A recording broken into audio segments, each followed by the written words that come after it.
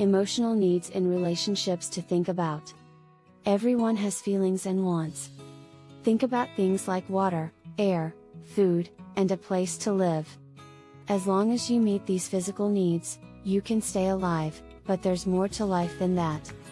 Things like companionship, affection, security, and appreciation can't be seen or touched, but they're just as valuable. The same is true if you want to feel heard or important. How well your needs are met in a relationship depends a lot on how close you are to each other. Even though every relationship is different, these 10 emotional needs can help you figure out if you and your partner are both getting what you need from the relationship. 1. Feelings. Most relationships involve more than one type of love. Touch, physique. Sexual intimacy. Loving words, kind gestures. Affection helps you get closer and form bonds. People don't all show affection in the same ways, but couples usually get used to each other's ways of meeting this need. Even if someone doesn't say "I love you," they might show they care in other ways. If the amount of love between you and your partner changes all of a sudden, you might start to worry. Many problems in relationships are caused by a lack of affection, and it's easy to wonder why a partner who used to show affection seems distant or avoids touch. If they seem less loving than usual, a good place to start is to talk to them. Remember that you can't know what's going on unless you ask. Try a way that doesn't involve a fight. I've noticed some distance lately. I feel lonely when we can't touch each other. If you don't want to touch me right now, I wonder if there's a way we could connect through words instead. 2. Acceptance. Having a partner who accepts you for who you are can make you feel like you belong in the relationship. But acceptance doesn't just mean that they like you. It also means that you feel like you belong in their family and their life. This sense of belonging could get stronger if tell your family and friends about you. Plan things to do together, talk about your hopes and dreams for the future, and ask for help when you need to make a choice. If you don't feel like you're a part of their life, you might feel like you're on the outside. This is not a place where you want to be. Some people don't open up easily, and they might have other reasons for not letting you in on certain parts of their lives. Still, if you feel like you don't belong, it can be hard to see yourself in the relationship for a long time. One thing you could do is invite them to meet your friends and family if you haven't already. Use this to start a conversation about how you'd like to be more involved in their life. 3. Validation. Even best friends can have different ideas sometimes, and that's fine. Even if you don't tote, you still want to know that they heard your concerns and understand where you're coming from. Research shows that most couples think it's important to be on the same wavelength. When your partner doesn't see things from your point of view at all, you may feel misunderstood. If they don't care at all about how you feel, you may feel ignored or disrespected. If this happens once or twice, but not often, it could be that they were having a bad day. Even if you don't want to talk about how you feel, it doesn't hurt to do so. But if you always feel unheard or unimportant, you might start to feel angry, so it's best to deal with the problem as soon as possible. Try. When I talk about important things, I don't feel like I'm being heard. Could we find a good time to talk about important things when neither of us must do anything else? 4. Autonomy. As a relationship gets stronger, people often start to share the same hobbies, activities, and other parts of everyday life. As you get closer, you might notice that you're becoming more of a unit. But it's important to keep your sense of who you are, no matter how strong your relationship gets. Even though you might have a lot in common, you're still two different people with different goals, interests, friends, and values, which is a good thing. If you're starting to look like them, take a step back and look at the situation. This mixing of personalities can happen naturally as you get to know each other better, or it can happen if you think you need to be more like them for the relationship to work. Having separate interests can make you curious about each other, which can make your relationship stronger and keep things interesting. If you're losing sight of who you were before the relationship, take some time to catch up with old friends or start a hobby you used to like. 5. Be safe. A healthy relationship should make you feel safe, but safety can mean a lot of different things. Usually, if you feel safe in your relationship, you know they will stay out of your way. Feel free to talk about how you feel. Feel physically safe with them and think they back the choices you make. Feel like you can talk about how you feel. Setting clear limits can help make you feel safer. I don't want to be yelled at, so if you raise your voice, I won't answer. If your partner hurts you, get help from a professional. Physical abuse is usually easy to spot, but emotional abuse can also make you feel unsafe, even if you don't know why. Our list of resources for domestic violence can help you find help if you need it.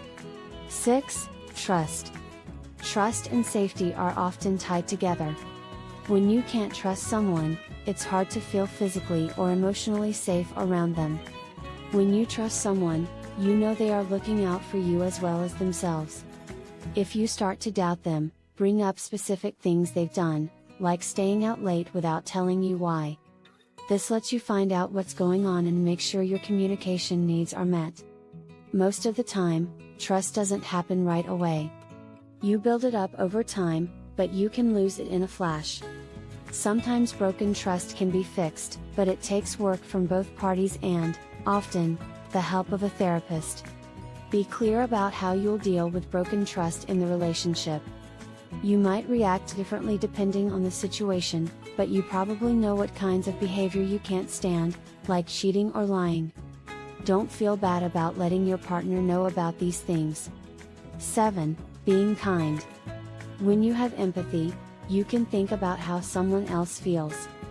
This skill is important for romantic relationships because it helps people get to know each other better and form stronger bonds. Say they forget your birthday. You are upset and angry. How could they after 5 years together? You've never forgotten when they were born. But after the first rush of sadness and anger, you start to see things from their point of view. They've been having trouble at work lately, and the stress is making it hard for them to sleep. Most of their emotional energy has been put into planning a big project that could help turn things around. With all that going on, you think, it's easier to understand why they forgot your birthday. You know it wasn't done on purpose, and you also know they feel awful about it. When you know what they're going through, you can accept what happened and show them kindness and forgiveness, which can bring you closer. On the other hand, letting things build up could lead to a fight or push you apart in other ways. 8. Prioritization. It makes sense to want your partner to put you first. You want to know that you come first and that your needs will be met after they take care of their own. Most people, of course, have at least a few important relationships. Sometimes, someone else in their life, like a friend in trouble or a family member going through a hard time, might need to come first. In general, though, if you don't feel like a priority in their life, you probably feel as if they don't require your presence. This makes you wonder why they keep the relationship up at all. Most of the time, a talk can help. First, say why you don't feel like you are a priority. Use an I statement to avoid sounding like you're judging. Maybe they don't answer your texts for a day or two, or they keep putting off date night to hang out with their friends. Then suggest a possible solution, like replying to text each evening or with a phone call, or choosing a regular date night. 9. Connection. It's fine to not do everything at the same time. It can be good for your mental health and the health of your relationship if you keep your interests and friends, see autonomy above. But you probably also want to feel like you're part of something. It's easy to understand why. What's the point of a relationship if not to share your life? Even if you spend most of your time with people, you can still feel lonely if you don't connect with them. It might look like you're just two people who happen to live together or spend some time together. Chances are good that's not how you want your relationship to proceed. Here's the good news: if you don't feel like you're connected to them, you can still get back in touch with them and talk to them again. Here are some tips. Ask them about something in their daily life that they haven't thought about before. Suggest a new thing to do together. Take a day or weekend trip to get away from what you usually do. You can bond over childhood memories you both have or trade your own. 10. Space is important, but so is connection. When there is space in a relationship, both people are free to do their things when they want to. You feel supported but know you can make your own choices. Also, it means that you still have some privacy. This privacy can mean having your own space to work or relax at home, but it can also mean having your own space emotionally. To be honest, you don't have to say everything that comes into your head. If you're upset, for example, giving yourself some physical and emotional space can help you healthily work through your feelings, so you don't take it out on your partner. When it comes to space, asking for what you need is key. Consider carving out a bit of alone time each day / creating a private space for yourself at home, whether that's a separate room or a little nook / spending more time outside. Several things to remember. Before we talk about some of the most important emotional needs in a relationship, we need to think about a few things. Not everyone has the same emotional needs. Throughout your life, you might have different needs, and even within the same relationship, your needs might change. This could happen as you learn more about yourself or as you and your partner learn more about each other and grow as a couple. It's normal to change over time, even if you find needs you didn't know you had. Past events can also have an effect. You may have learned from a past relationship, for example, how important it is to talk to each other. Needs can be different for each person. Again, everyone has different needs when it comes to how they feel. Some people might value being part of a group more than love, or trust more than wanting something. While you might prioritize certain things, such as attention and connectedness, your partner might place more importance on privacy and independence. This doesn't mean that your relationship is over, but you may need to work harder to talk about your needs and find ways to meet in the middle. No one must give you what you want. Emotional needs are a big part of being happy in a relationship. If they are met, you might feel happy, excited, or at peace. When they go unmet, on the other hand, you might feel frustrated, hurt, or confused. But that doesn't mean that your partner has to meet all of your needs. Some needs, like trust and communication, do make a difference in how well a relationship works. Without trust and openness, relationships typically don't work out long term. But they can't fulfill every need, and you shouldn't expect them to.